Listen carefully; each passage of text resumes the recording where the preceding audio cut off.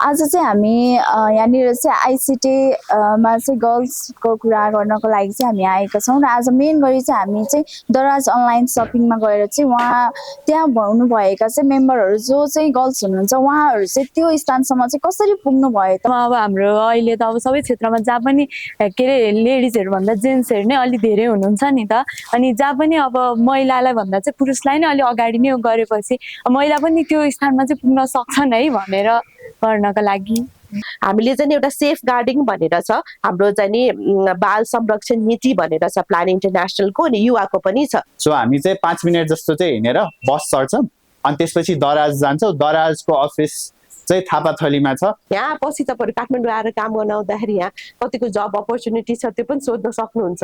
यहाँ कुन कुन डिपार्टमेन्ट छ अनि तपाईहरुको लागि, तपाईहरु जस्तो महिलाको लागि चाहिँ दराजमा कस्तो खालको अपर्च्युनिटीहरु हुन सक्छ है भनेर चाहिँ त्यसलाई अलिकति हाइलाइट गर्नको लागि कामनाजीले दिनुहुन्छ प्रेजेन्टेसन। अनि त्यसपछि हाम्रो एकदम क्विक अफिस टुर हुन्छ। हाम्रो थर्ड 3टा फ्लोर छ, 6, 7, 8 फ्लोर। अनि मेरो करियर स्ट्रेट अथवा एम भनेको चाहिँ the best public health officer भएर चाहिँ आज सेक्टरमा के कन्ट्रिब्युट गर्न सक्छु भन्ने चाहिँ एम छ।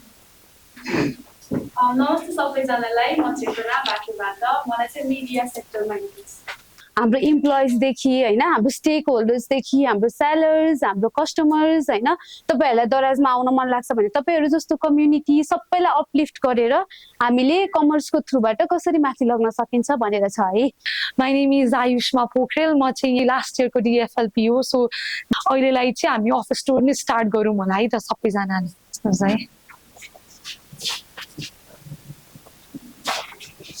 एचआर डिपार्टमेन्टहरू सबै हाम्रो यही 7th फ्लोरमा हुनुहुन्छ कि। अनि अब यताबाट राइट ह्यान्ड साइड गयो भने चाहिँ हामीले पिएनओ भन्छौँ हामी दराजमा चाहिँ, ह्युमन रिसोर्स भन्दा पनि पिपल एन्ड अर्गनाइजेसन भनेर एचआरलाई चिन्छौँ। हाम्रो कुनै पनि दराजमा हुने जति पनि फाइनेन्सियल अब ब्याङ्क भाउचर्सदेखि लिएर कुन कुन ब्याङ्कसँग पार्टनर अप गर्नेदेखि लिएर हाम्रो दराजमा सेल हुँदाखेरि डिस्काउन्ट मेकानिक्सदेखि लिएर ब्याङ्कसँग डिस्कस गर्ने जति पनि फाइनेन्सियल सर्भिसेस हो यहाँ पेमेन्ट्स टिमले चाहिँ गर्नुहुन्छ। सो यता चाहिँ हाम्रो मार्केटिङ टिम हुनुहुन्छ। मार्केटिङ टिमभित्र पनि we have social media team, जस्तो चाहिँ फेसबुकमा, टिकटकमा, इन्स्टाग्राममा पोस्ट गर्नुहुन्छ, त्यो चाहिँ सोसियल मिडिया टिम। हैन कि म केटी हो म गर्न सक्दिनँ जस्तो चाहिँ कहिले पनि फिल भएन, बिकज हामी त सेमै हो नि त। सो त्यसमा चाहिँ मलाई कहिले पनि प्रब्लम भएन। सो अहिले चाहिँ नि म एज अ मेरो क्याटेगोरी लिड गरेपछि चाहिँ नि मैले होइन मलाई केटी चाहिन्छ, मलाई केटा चाहिँदैन भनेर मोस्ट अफ द डे मैले 50-50 गरेको छु क्या। अहिले चाहिँ मैले केमुको यो भनौँ न भेकेन्सी देखेर आई जस्ट अप्लाई कि, किन केमु as a like e commerce business नै इट वाज क्वाइट न्यू। केही काम पाउनुहुन्छ के गर्नुहुन्छ भने स्पेसली कस्टमर एक्सपिरियन्समा कतै पाउनुभयो भने मेक स्योर टु जोइन के, किनकि 1 वर्ष नै गर्नुभयो भने हजुरको सिभीबाट फ्रेसरको ट्याग निस्किन्छ, धेरै कुराहरू सिक्नुहुन्छ। दराजमा अब दराजले थुप्रै काम गरेर हुन्छ, तर अब आइसिटीमा टेक सेक्टरमा चाहिँ लाइक इक्वालिटी ल्याउन के गरिरहेछ दराजले भन्दाखेरि चाहिँ दराजमा मात्र होइन, यहाँ भएन भने अर्कोतिर पनि वी हेभ इक्वल अपर्च्युनिटी। सबै अर्गनाइजेसनको आफ्नो ट्रेट्स हुन्छ, आफ्नो पर्क्स हुन्छ। So the main thing is you आफू हो कि आफूले आफूलाई विश्वास गरिन्छ। सो होपफुली बेलुका चाहिँ हामीले एकचोटि रिभ्यू पनि गर्छौँ होला यो होइन, तपाईँले आज चाहिँ के सिक्नुभयो भनेर। So thank you so much to the Daraz team.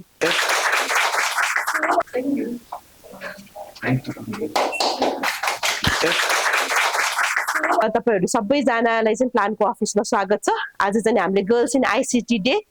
You know, Plan is committed to work with young people, and I think that's been one of our core area. We would like to make sure that we work with young girls and boys, and we realize that ICT plays a very important role in all your life. ICT in different form. Social media is also one of the means that you access, but you're also in your career development where you see ICT as one of the options for your career. So today is a celebration for us to see how girls especially have a role in ICT as users, as somebody who's promoting ICT. Srijna has taken this initiative to bring you all together. I'm sure you have a lot to share with one and the other. I'll be here to listen, but once again, welcome. And I hope this whole process helps you to understand this better and help you grow in your career and your life. Thank you. Thank you, Ram. यो technology भन्ने ICT भन्ने technology भन्ने कुरो चाहिँ हामीले धेरै अध्ययन गर्दा, प्लानले धेरै अध्ययन गर्दाखेरि यो टेक्नोलोजी त भनिरहेछौँ, तर यो टेक्नोलोजी कसले बनाउँछ त भनेर हेर्दाखेरि चाहिँ फेरि त्यहाँ पनि पुरुषहरूले नै बनाउँदो रहेछ क्या। हैन पुरुषहरुकै लागि नै हुँदो रहेछ पुरुषहरुकै स्टाइलमै हुँदो रहेछ अहिलेको एकदमै लिडिङ कज भनेको आइसिटीमा भनेको चाहिँ अनलाइन भाइलेन्सेस छ है जसमा तपाईको ट्राफिकिङ होस् चाइल्ड म्यारेज होस् हैन भन्न पनि डर लाग्छ हैन हैन ला उहाँ त मेरो सर हो उहाँ त मेरो म्यानेजर हो म भनम कि नभनौँ त्यतिकै गर्नु भयो होला नि जिस्किया होला नि अनि भोलि पनि गरेछ पर्सि पनि गरेछ अनि सरी गरेको छ सो त्यो भए पनि हामीलाई चाहिँ के गर्नु पर्यो आफैले च्यालेन्ज गर्नु पर्यो म चाहिँ बोल्छु म यसको विरुद्ध चाहिँ बोल्छु भनेर स्पिक आउट पनि गर्नु पर्यो हैन रिलेभेन्ट इन्फर्मेसन हुन्छ नि ब्याकग्राउन्डमा त्यो चलिरहेको छ भने चाहिँ नि त्यसलाई कट अवे शट्सहरू भन्छ अब क्रस कट भनेको चाहिँ नि अब दुईटा सिन छ अरे अनि त्यसपछि लाइक कट इन्टरभ्यूहरू भयो नि मिल्छ भने भोलि बेलुका कि शुक्रबार बिहानसम्ममा चाहिँ तपाईहरुलाई एउटा म इमेल दिन्छु त्यो इमेलमा चाहिँ त्यो भिडियो पठाइदिनु है त हुन्छ हस् आजको लागि चाहिँ यति नै थियो सेसनहरू